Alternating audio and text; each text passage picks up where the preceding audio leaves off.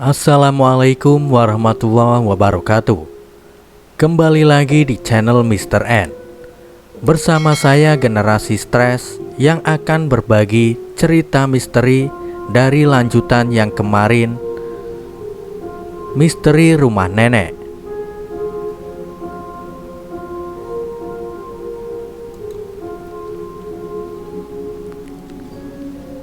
Oke, aku sudah paham dengan apa yang diucapkan Kang Obar. Dia berbohong padaku. Jelas-jelas semalam aku melihat dia membawa hal yang aneh-aneh di balik pohon beringin.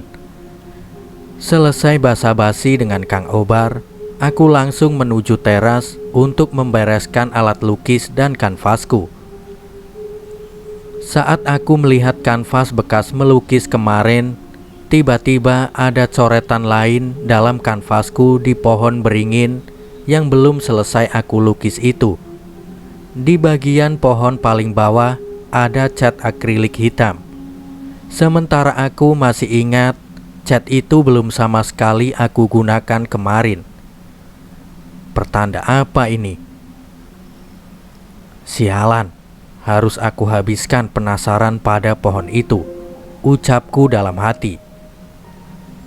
Sedang aku berjalan menuju arah pohon itu, aku dari kejauhan melihat Kang Obar juga memperhatikan dari jauh. Aku tidak pedulikan sama sekali. Terus mendekat sama halnya seperti pohon biasa, tapi di bagian belakang. Seperti ada tanah tanpa rumput dan ada bagian berlubang yang terbentuk oleh akar besar. Hanya itu. Oh, Kang Obar menyimpan dan mengambil barang-barang semalam dari sini, ucapku walau masih bingung tujuannya apa. Selesai membereskan barang-barang dan kamar nenek, langsung berjalan menuju ruang tamu. Lagi-lagi bau bunga melati tercium kembali. Sudah tidak terhitung bau itu. Nih Kak, kuncinya. Aku bawa barang-barang duluan ke mobil, ucap Mela. Dengan penuh ketegangan, karena kemarin kunci ini tidak berfungsi aku gunakan, sedikit demi sedikit. Ceklek. Aku sedikit kaget juga dibuatnya. Kenapa sekarang bisa, kemarin enggak bisa? Masih aneh aku dibuatnya. Tidak aku pikirkan walau sangat mengganggu sekali. Baru sekian langkah berbalik, suara sepatu yang berjalan itu ada lagi. Itu apa sebenarnya? Pertanda atau apa? Sialan. Bawaan sudah aku bereskan. Tiba-tiba Kang Obar mendekat padaku. Aku sedikit kaget. Ceritakan semuanya pada ibu. Nanti juga dan Fedi mengerti kenapa semua ini terjadi dan seperti ini. Karena dan Fedi juga sudah besar dan akan paham, ucap Kang Obar. Hah? Kenapa Kang Obar harus bicara itu sama aku? Apa ibu jauh lebih tahu soal rumah nenek ini atau ada hal lain juga? Gangguan di dalam rumah itu sudah cukup buatku. Kenapa dengan Kang Obar? Maksudnya apa Kang? Tanyaku. Bukannya menjawab, Kang Obar malah pergi begitu saja, tanpa ada jawaban sama sekali. Kang Obar sangat aneh sekali setelah melihat aku mendekat pada pohon beringin itu. Sialan. Kenapa harus aku yang buat pusing memikirkan hal ini? Aku berpikir kunci semua ini apa ada di ibu. Tidak lama dari omongan Kang Obar barusan, aku dan Mela langsung pergi meninggalkan rumah nenek dengan banyak pertanyaan aneh. Aku lihat rumah nenek dari spion mobil sangat indah. Kelihatan nyaman sekali. Tapi entah kenapa kejadian semalam sangat berbalik. Ada apa sebenarnya? Lamunan itu terus ada dalam pikiranku saat ini. "Kak, jangan ngelamun gitu, lagi nyetir juga," ucap Mela. "Mel, kamu nyangka enggak sih rumah nenek bakalan jadi seseram itu?" tanyaku. "Aku sih enggak ngerasain, Kak. Tapi aku lihat tadi kayak ada perempuan gitu di jendela yang merhatiin pas kakak ngobrol dengan Kang Obar," ucap Mela. "Serius kamu lihat?" tanyaku sangat kaget. Masih pagi sekali memang itu. Tapi apa ada makhluk lain sepagi itu? Tapi Mela melihatnya. Pikiranku sudah ingin sampai rumah menceritakan semuanya pada ibu, biar semuanya jelas. Perjalanan pulang tidak seasik perjalanan berangkat. Mela lebih banyak melamun. "Kak, bisa jadi enggak sih pohon beringin itu dijadikan tempat pesugihan sama Kang Obar?" tanya Mela. "Maksudnya, Mel?" "Iya kan, kakak lihat tuh Kang Obar malam itu bawa sesajen gitu dari pohon beringin." "Iya, lihat terus." "Iya, bisa jadi itu sesajen yang Kang Obar simpan, Kak. Mungkin untuk meminta pada penunggu pohon beringin itu." Bisa jadi, tapi untuk meminta apa?" Segala sangkaan pada Kang Obar sudah Mela tebak. Sambil bercanda untuk menghilangkan pikiran-pikiran aneh buatku. Selepas perjalanan 2 jam, akhirnya sampai di rumah. Ibu kaget dengan kepulangan aku dan Mela. "Loh, udah balik lagi? Katanya mau Minggu, ini baru Sabtu juga," ucap ibu. "Bu, sini ada hal penting harus kita obrolkan." "Oh, ibu tahu apa yang kalian mau obrolkan. Sana mandi dulu, entar malam ibu juga pulang. Sekarang ada urusan dulu," ucap ibu.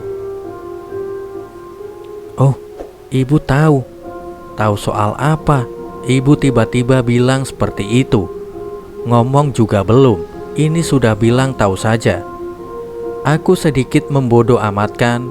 Intinya sudah sampai di rumah. Masuk ke kamar, aku sangat lelah sekali karena tidak tidur semalaman dan pulang dengan jalanan macet. Sesekali memejamkan mata, baru saja mau terlelap. Prak! Otomatis aku kaget dan melihat hanya tas aku saja yang jatuh. Tidak aku pedulikan sama sekali. Coba aku pejamkan mata, sialnya sosok rambut panjang yang aku lihat di dapur rumah nenek jelas sekali ketika aku semakin memejamkan mata. Semakin terlihat, sial, kenapa bisa seperti ini? Kembali bangun, aku masuk ke kamar Mela. Sebelum aku masuk, aku lihat Mela sedang menyisir rambutnya. Tapi posisi dan kebiasaannya seperti bukan dia. "Mel, woi." Mela tidak langsung menengok, tetap menyisir rambut bagian belakangnya itu terus-menerus. "Mela," teriakku. "Hah, iya kak," jawab Mela. "Lah kak, ngapain aku di sini? Tadinya aku mau tiduran loh kak." Aku paham, sekarang kejadian semalam belum beres. Gangguan itu belum beres. Semuanya harus selesai dan hanya ibu yang aku pikir tahu bagaimana menyelesaikannya. "Bu, tolong, sekarang pulang. Kasihanilah sama anak, Ibu Fedi dan Mela. Fedi dari semalaman di rumah nenek, pulang dan sampai sekarang belum bisa tidur. Diganggu terus bu," ucapku lewat telepon. "Apa maksud kamu? Diganggu siapa?" tanya ibu. "Makanya ibu pulang sekarang." "Ya udah, iya, ibu pulang." Saking aku kesalnya, apalagi bayangan wanita itu ada terus ketika aku akan memejamkan mata untuk tidur. Akhirnya aku dan Mela hanya tiduran di sofa. Bayangan nenek sekarang yang aku pikirkan kuat, lebih tenang. Sesekali memejamkan mata, sosok wanita itu tidak ada. "Kak, bangun." "Iya, ya." Tidak terasa ternyata aku bisa juga ketiduran. Rasanya badan pegal sekali. Keringat di baju juga terasa basah sekali. Tumben aku tertidur bisa dengan keadaan seperti ini. Kelelahan karena semalam tidak bisa tidur sepertinya. "Fet, cepat mandi. Ibu tunggu di meja makan." "Hah? Jam 9 malam? Berapa jam aku tidur? Bisa-bisanya seperti ini." Tidak lama aku bergegas mandi. Badan masih terasa lemas, namun guyuran air bisa membuat sangat segar sekali. Ibu menyuruh aku makan, tapi belum sekali nafsu makan itu datang. Selesai menyeduh kopi dan membakar rokok, aku langsung menemui ibu. "Bagaimana, Bu?" ucapku memulai obrolan. Terlalu panjang ibu ceritakan soal rumah itu. Aku paham, soal ini mungkin bagi ibu berat sekali. Bagaimana kenangan bersama nenek dan tentunya rumah itu. "Boleh, Bu, ceritakan saja." Sudah terlalu aneh rumah itu. Satu malam saja Fedi dan Mela di sana sudah pertanda tidak baik, Bu, ucapku tegang. "Itulah kenapa alasan ibu menyarankan kalian ke sana. Kalian harus tahu keadaan sekarang seperti apa," sahut ibu dengan mata yang berlinang. "Bu, ada baiknya Mela juga tahu. Kak Fedi dan Mela sekarang sudah besar, Bu," ucap Mela penasaran. "Jika kalian tahu yang sebenarnya, apa kalian juga akan mengerti?" tanya ibu pada Mela dan Fedi dengan mengucurkan air mata.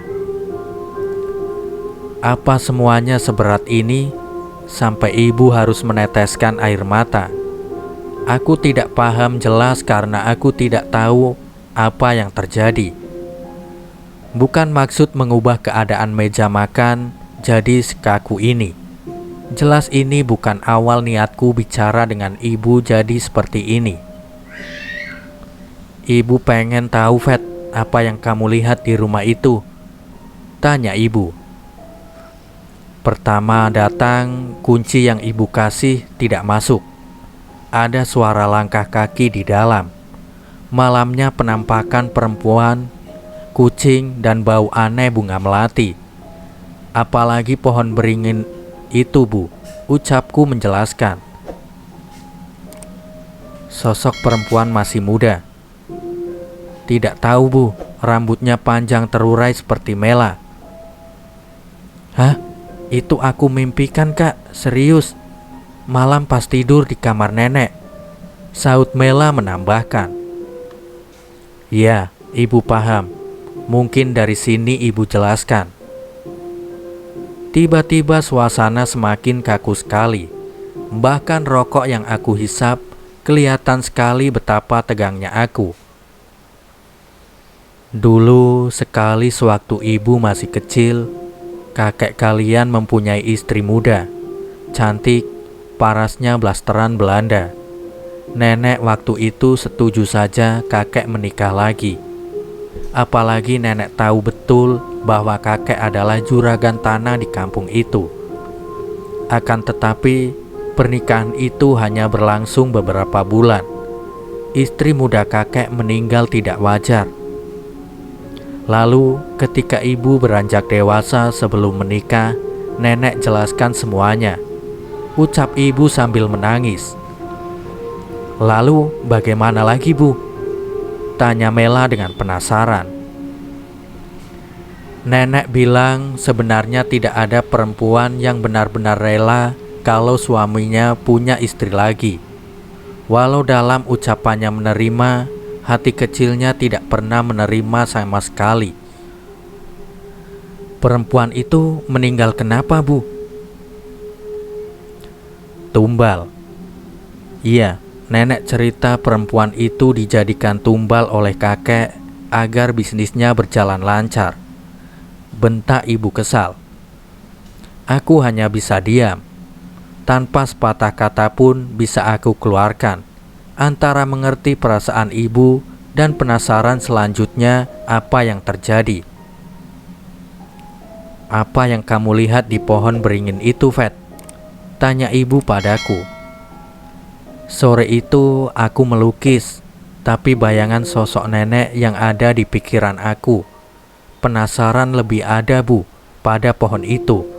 Tapi tidak aku ikuti selepas malam, bahkan dini hari, Bu. Aku melihat Kang Obar membawa pergi sesajen gitu di balik pohon itu," sahutku menjelaskan dengan perlahan-lahan.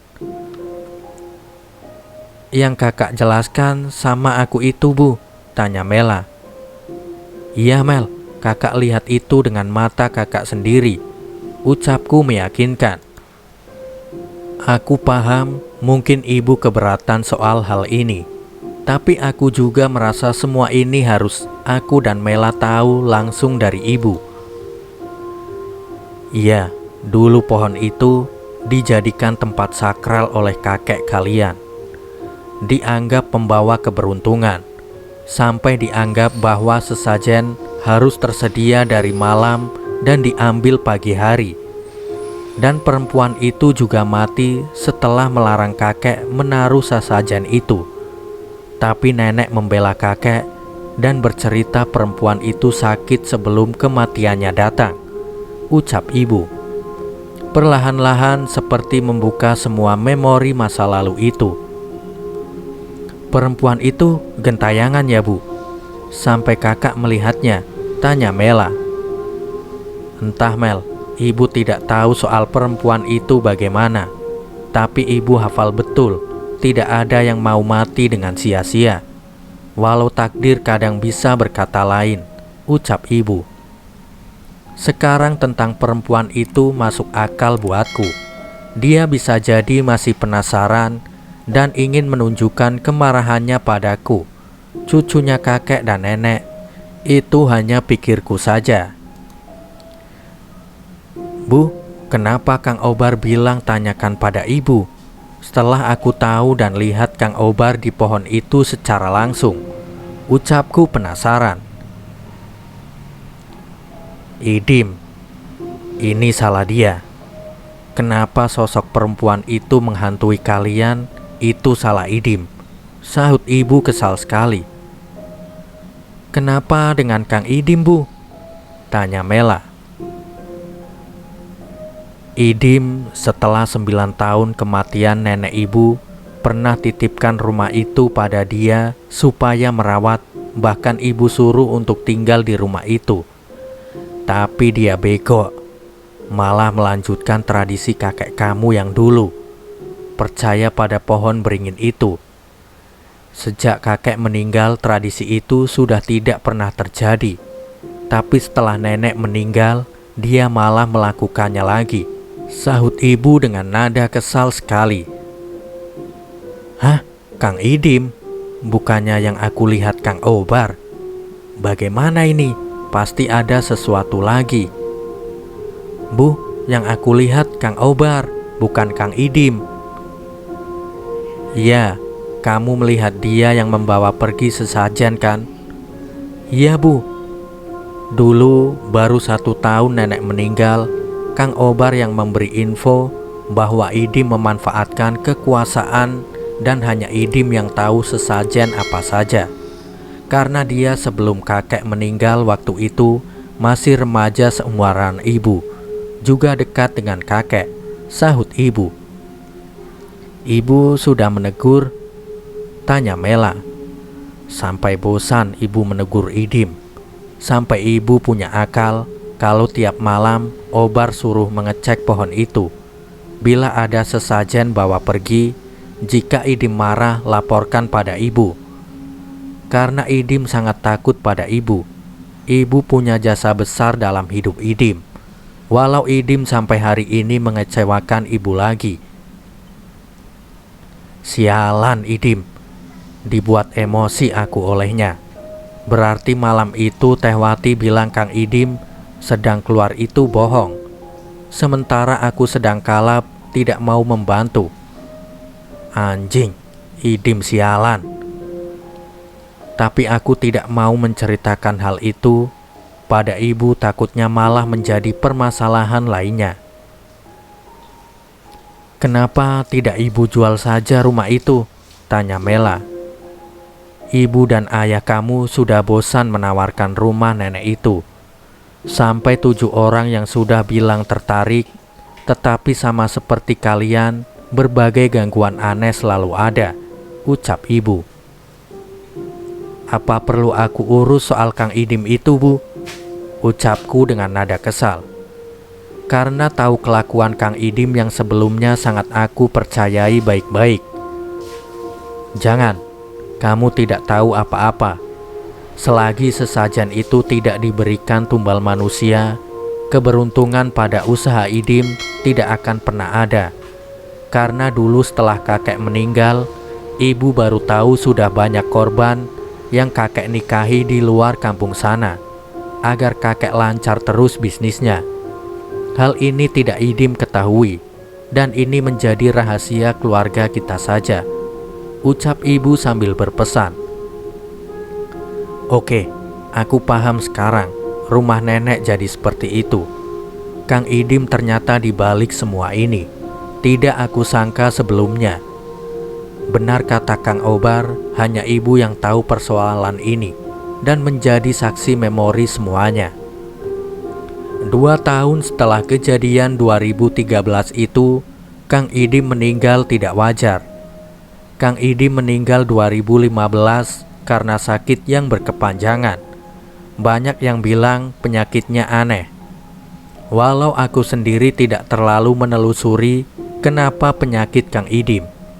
Bahkan beberapa minggu sebelum hari kematiannya, Kang Idim sempat dipasung karena berontak. Warga sebagian menyangka bahwa Kang Idim gila. Tapi bagi ibu, itu adalah bayaran yang sesuai dengan kelakuan apa yang telah diperbuat olehnya. Karena ibu merasa sudah memberitahu berkali-kali dan menyuruh Kang Idim berhenti. Tapi Kang Idim tetap saja tidak melakukan apa yang ibu mau. Tahun 2015, pohon itu ditebang. Penjaga rumah nenek sepenuhnya Kang Obar. Walau Kang Obar keberatan, tidak lama juga rumah nenek ada yang membeli dan dirubah total dijadikan villa oleh salah satu pengusaha ternama. Bu, kenapa dulu tidak ibu suruh tebang saja pohon itu? Sudah berkali-kali pohon itu mau ditebang. Keanehannya kuat, Vet. Ada yang tukangnya sakit atau apa saja halangannya.